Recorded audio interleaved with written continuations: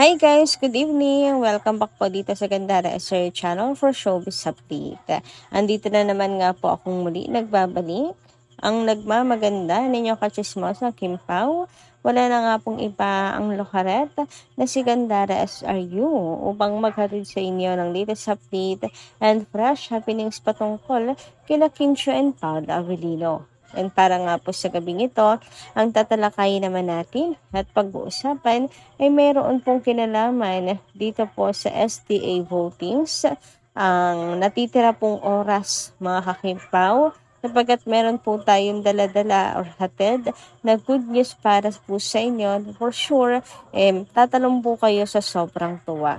Pero bago po tayo mag-start, sa mga hindi pa nakaka-subscribe sa ating channel, pakiclick lang po tayo natin subscribe button at notification bell na nandito sa baba para mag-i-updated po kayo at ma-notify sa mga susunod natin chika tungkol sa Kimpao.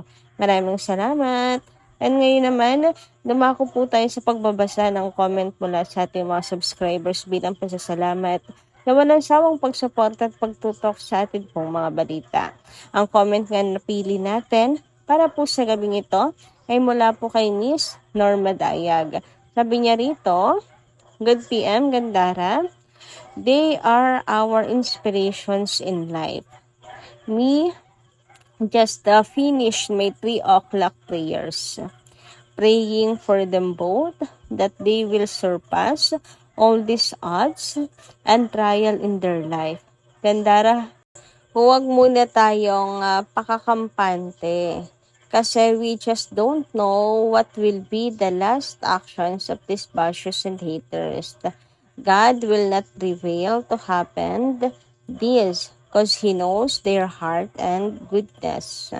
Bantayan pa natin yung botohan kasi at an instant, ma-scam na naman tayo mga kipi. Though Kimers ako, I vote for Paulo. Gandara, God bless KP and all their digit fans, vloggers, friends, families, seniors, LJ, and Aki. So, yan nga yung pinangangambahan natin, no, mga kakimpaw. Talagang hindi po pumapasok ang boto kay Paolo Avellino nung mga nakaraan. So, syempre, ngayong last minute, mahirap na po magpakakampante. Baka ganun lang din ulit yung mangyari. Samantalang yung sa kalaban, di ba? Yung sa kabila, ang bilis po tumakbo, umuusad, mga kakimpaw. Nadadagdagan yung votes nila. Well, tayo, araw-araw naman bumoboto, hindi naman po nagpapabaya.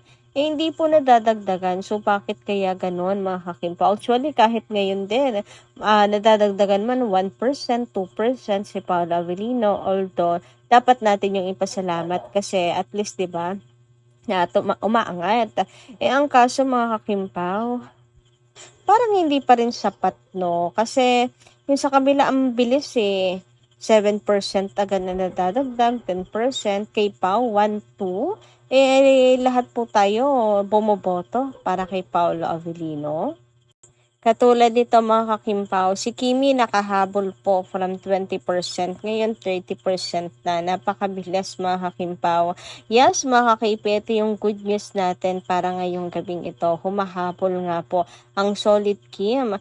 Kasalukuyan po ngayon na 30% na si Chinita Princess. Grabe din talaga humabol sila in last minute mga kakimpaw. So, mas okay pa sa akin kung si Kim, kumbaga, wala nang threat to sa akin, mga kakimpaw, si Kim man o Manalo or si Paolo Avellino. Parehas pa rin naman po natin yung sinusuportahan. So, gusto ko lang ipaalam, pabatid po sa lahat na ayan, you beside me na ulit si Kim and Paolo.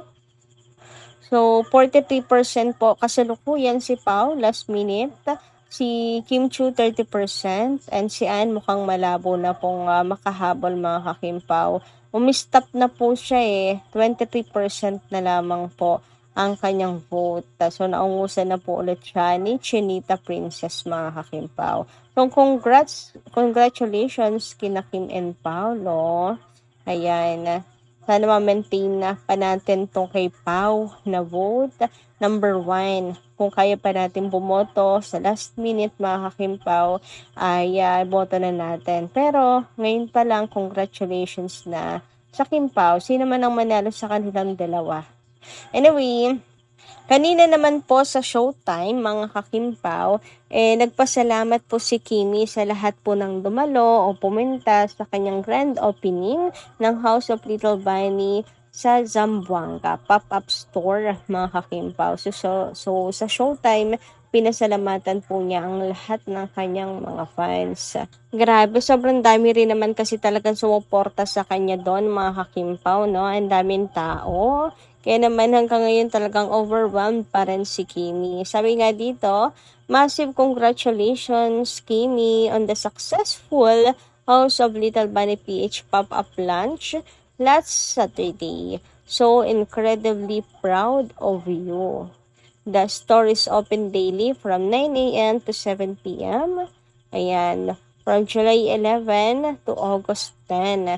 So, 1 month po pala sila doon, mga kakimpaw. Well, nabanggit na rin po yan ni Kim sa kanya pong live, mga kakimpaw. 1 month po sila doon. I don't know kung trial lang po yun or hindi, mga kakimpaw. Pero hope na maging mabenta po yan sa Zamboanga. Kahit po 1 month lang. Para sa ganon, kung di ba, kung mabenta sa Zamboanga, mag-stay po doon. Ganon naman po nag-work ang business. Kaya sa mga may time, ano po mga kakimpaw, pumunta po kayo parate sa House of Little Bunny PH ni Kimi sa Zamboanga. Kung may extra, di ba, bilhan nyo na rin po ang inyong mga loved ones, regaluhan nyo na rin ng bag para po sa business, bilang suporta natin sa business ni Kimi. Ngayon naman, dumako po tayo sa another good news, mga kakimpaw. And ito po ay pumapatungkol sa ASAP Australia. Kasi si Kimi ay may bago pong update or latest update tingkil po dito. Kasi diba sa July 25 na nga po yan. So talagang meron na pong paghahanda silang gagawin dito, mga kakimpaw. So sa update ni Chinita Princess sa kanyang IG story, so may briefing po sila kanina na ginanap, mga kakimpaw, or ginawa, mga kakimpaw. Nahanap ko si Paolo pero mukhang wala si Paolo Avellino doon. Siguro kasi mga ASAP mga ASAP host lang yun nandun, mga kakimpaw. Guest kasi si Pao kaya siguro wala doon. Ang dami kayo naghahanap po kaya Paula Avellino sa post ni Chinita Princess. Pero siguro tulad po nung dati, 'di ba? Kapag nag-announce po ang ASAP, hindi po kasama si Pao. Kasi nga host lamang po siya. Tapos si Pao ay sa mga guest po nakalista. Pero ganun pa man, magkahiwalay man ang listahan ng Kim Pao, magkasama sila as partner, as Kim Pao. May duet pa po sila parati. Hindi pwedeng mahiwalay, mapaghiwalay ang dalawa. So, may briefing po silang ginawa kanina. So, excited na ulit dahil baka dito muna natin unang makita together sila Kim and Paolo. Ngayon naman, dumako po tayo dito po sa mga post ng ating mga kapwa, KP fans, Kim Paulancia, na ngayon pa lang happy at kinukongratulate na si Paolo Avellino. So, hindi pa po tapos ang botohan. 10:59 po ang tapos ng botohan, pero ngayon pa lang ina-anunsyo na ng Kim Paulancias ang pagkapanalo ni Paolo Avellino. Ang dami na nga pong nagtutweet ng congratulations kay Paolo, ganyan. Bumabaha po talaga ng congratulatory message kay Pao. Pero mamaya pa po, may konting oras pa, mga kakimpaw.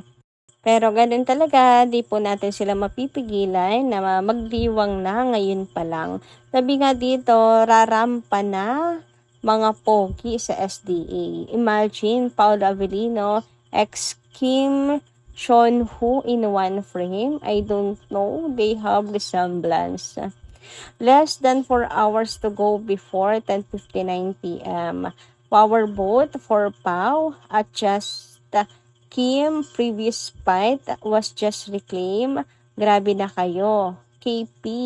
Pero sige pa. Power vote for Paolo at number 1 spot. At now, Kim at second spot. And don't forget na wag mag-delete ng app na Idol Champ kahit tapos ng voting. Oh, ayan, meron palang paalala. So, wag po muna magdi-delete ha ng app. So, baka nga mamaya po, mga kakimpaw, maging invalid pa yung boto. Nako. Mas maigi na po yung pag official ng inanunsyo sa na po natin i-delete yung app. Okay? Magandang paalala to mga kakimpaw para sa lahat. So sa ngayon, mga kakimpaw, magkasunodan na po si Kim and Paolo. Grabe na talaga ang power ng Kimpaw Lanjas. Pero ayun nga, sige pa, mag-vote pa po tayo till the last second, mga kakipi, para maipanalo si Paolo Avellino. Ito pa mga kakimpaw, kinukongratulate na po si Paolo Avellino. Sabi nga po dito, sa isa pong tweet, "Congratulations Paolo Avellino, our outstanding Asian Star PH for SDA 2026. Practice lang po, hahaha, but let's manifest it na. Ho. Yes guys, let's manifest it na. Claim it na, mga kakimpaw. In Jesus name, ni Paolo Avellino po ang anunsyong panalo. So, yun lang po muna ang ating update, guys. Maraming salamat po sa inyong pakikinig. Kita-kits po muli sa susunod natin mga chika. Maraming salamat. Ingat po palagi.